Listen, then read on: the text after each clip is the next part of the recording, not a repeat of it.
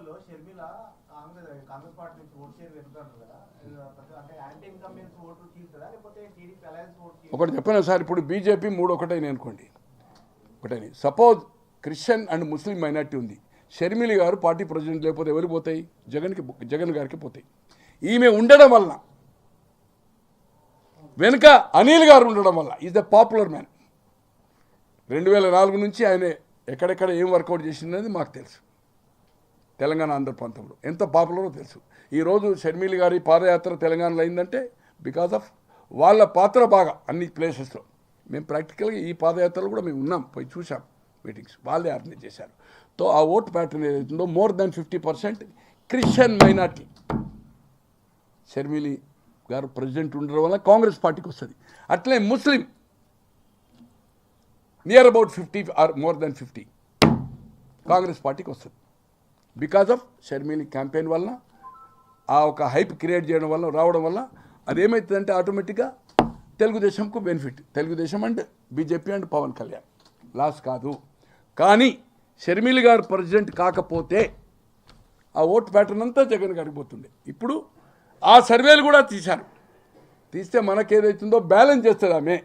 Congress party balance అవుతుంది, మనకు నష్టం జరగదనే సర్వేల ప్రకారమే ఈరోజు చంద్రబాబు గారు కూడా బీజేపీతో ఎలయన్స్ కావడానికి ఈరోజు ఎవరో చెప్పారు, నేను చూడలేదనుకోండి, స్పెషల్ ఫ్లైట్లో పోతున్నారు. ఈరోజు రేపు వాళ్ళ మీటింగ్ ఉంది. ఖచ్చితంగా 35 ఫిక్స్ వాళ్ళది అసెంబ్లీ అండ్ పార్లమెంట్ 6. నేను అనుకుంటున్న 4 లోక్సభ బీజేపీ, 2 పవన్. 35లో 9, 10 అసెంబ్లీ, 26 పవన్ కళ్యాణ్. ఈ షేర్ ఉంటుంది. ఇంకో 2-3 అసెంబ్లీ పెరగవచ్చు, 6 కంటే పెరగది. గతంలో మీకు తెలుసు 2014లో 13 అసెంబ్లీ, 2 లోక్సభ ఇచ్చారు. వైజాగ్ హరిబాబు గారు గెలిచారు, గోకరాజు గారు గెలిచారు. 13లో 4 గెలిచి 2 మంత్రులు అయ్యారు, మాణిక్యాలరావు గారు, తాడపల్లిగూడెం అండ్ శ్రీనివాస్ గారు. ఇంకొకరు విష్ణుకుమార్ రాజు, సత్యనారాయణ ఉన్నారు. అలాగే ఇదైతుంది ఇప్పుడు అసెంబ్లీ. ఇప్పుడు కాంగ్రెస్ పార్టీ మనం తమిళనాడులో చూస్తాం, 10 లోక్సభ, 6 ఎమ్మెల్యేలు. డిఎంకే గారు నిన్నడు గతంలో ఇందిరాగాంధీ హయాంలో, రాజీవ్ గాంధీ హయాంలో. సో ఇదే పరిస్థితి ఏదైతుందో ఉంటుంది.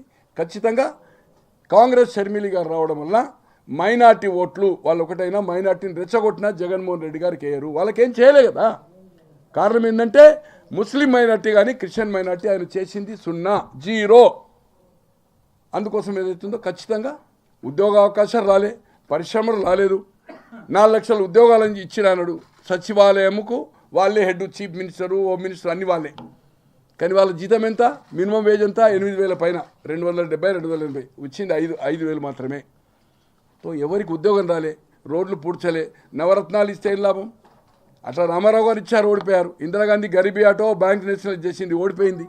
వాళ్ళకంటే పెద్దోడు జగన్మోహన్ రెడ్డి గారు కాదు. నీ ఇంట్లోకి వెళ్ళి ఇవ్వలే.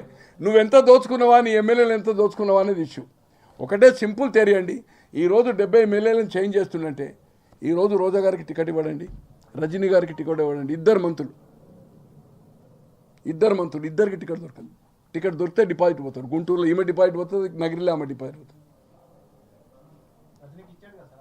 ఏమిచ్చిండు? బీఫామ్ ఇవ్వాలి. ఇంకా నామినేషన్ కాలేదు సార్. ఆఖరి రోజు కూడా చేంజ్ కావచ్చు సార్. 7వ రోజు నామినేషన్ నాడు బీఫామ్. ఇంతకుముందు 10వ రోజు రజనీ గారు గుంటూరులో క్వశ్చనే లేదు. ఆమె భర్త ఎవరో నాకు తెలియదు, కానీ ఆమె రజకాని నన్ను అనుకుంటున్నా. తెలంగాణ ఇక్కడ ఏదో తుర్కపల్లి దగ్గర. తో అక్కడ అయితే ముస్లిం, అయితే రెడ్డి, అయితే కాపు, అయితే కమ్మ, ఈ కాంబినేషనే. గుంటూరు 2 సీట్లు, ఒకటి ముస్లిమే కదా సార్, మైనార్టీ కదా ఆ సీట్ మీద. ఈమె కమ్యూనిటీ ఎట్లా తెలుస్తుందండి? భర్త చేస్తారా అని భార్య చేస్తారా? మీరు భార్య ఉన్నారు పోనీ. అది ఎందుకని రిజల్ట్ అట్లా ఉండదు సార్. ఈ ఇన్ఛార్జీలు ఎవరైతే చేంజ్ చేసిండో ఆయన సురేష్ ఎవరు, ప్రకాశం జిల్లాలో ఈను బ్రదర్. నన్ను అడిగినప్పుడు మీరు మాట్లాడుతుంటే నేను వెళ్ళిపోతా కదా. అట్లుండదు బాబా, తప్పు. సురేష్ గారు 3వ కాన్స్టిట్యూన్సీ ఇప్పుడు చేంజ్ అయింది.